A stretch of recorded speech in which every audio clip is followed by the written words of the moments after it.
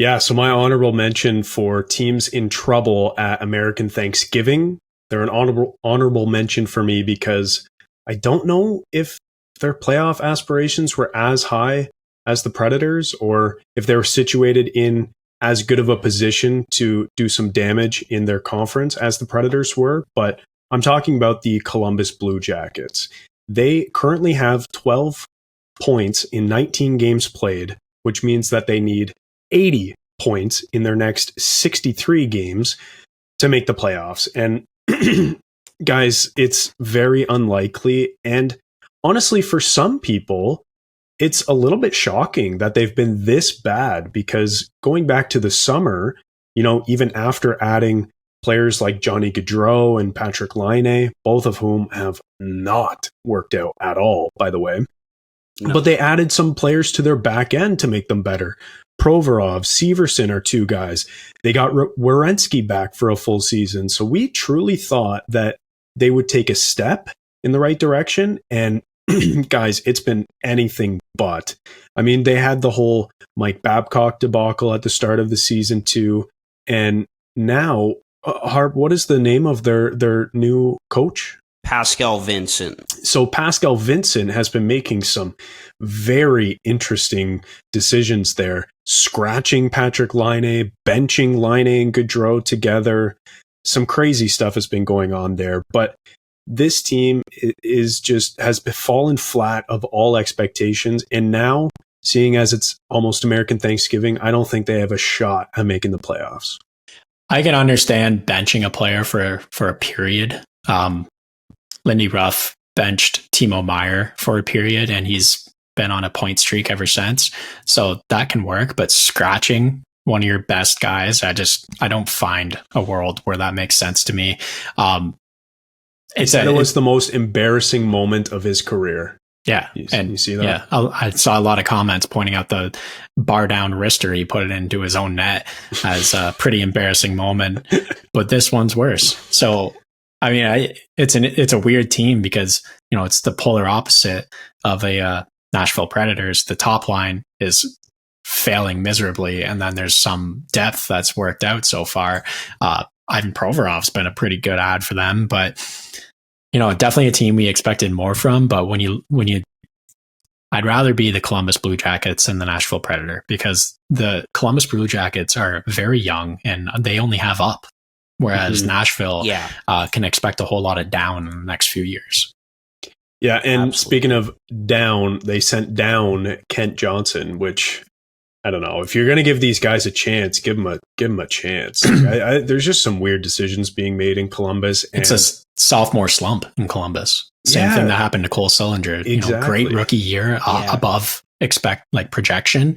Same thing with Kent Johnson. Second year did not look so good. But they are loaded, like we've talked about. Fantilli, Sillinger, Johnson, Matejchuk, Kuhlmans, Juracek. Yeah. It's gross. Like, it goes on and on. All I'm saying is, hammer the under on Fantilli next year. Yeah, I mean, sophomore slump is a real thing. But, it's interesting decisions being made there. And I think there's a decision maybe that will have to be made after this season on Jarmo Kekalainen, truthfully. And I'm glad you got there because that was going to be a big point for me. Like, how much longer can this go on with the same guy at the top, right? The coaching hires, the firings. He's had a lot of leeway there, and I think the way that the Columbus ownership works, from the way I've heard, is that they're very hands off. We'll put you in this position, do your job, and we won't interfere. But at some point, they're going to have to step in and make a decision here. And John Davidson, the team president, who is back with the organization, of course, after his stint with the Rangers a few years ago, did kind of address things and say that, it was, as Elliot Friedman put it, it was more of a punt. Like, they're not going to make a move to try and help them. They're counting on that help and that growth internally, which is the right way to go because they are absolutely loaded. They may have the best prospect pool in the NHL, honestly. And but at the same time, we thought they would be better than this. I didn't think they were a playoff team, but I thought they would be a lot better than this. And the guys that are making the big dollars, like Laine makes $8.7 million, and I think it kind of goes both ways. You have to put the player in a position to be successful. But at the same time, I mean, it just feels like for a while now, we've been talking about Laine and his potential. And this guy's going to have 50 goals one year and whatever. And we're just not seeing it. Like, if he's not getting those scoring opportunities and shooting the puck, what else is there to his game? I'm sorry, but that's a point I wanted to bring up as well. So. Well, like, how's this for logic? Oh, like, interesting. The career winger who's only offensively minded didn't make it as a 1C on a team trying to compete. Like, yeah, obviously, like, it makes absolutely no sense. Like, and then, giving Damon Severson like $50 million too on his contract, like, some interesting decisions to be made there. I think there's some good players on that team, but I heard someone put it this way.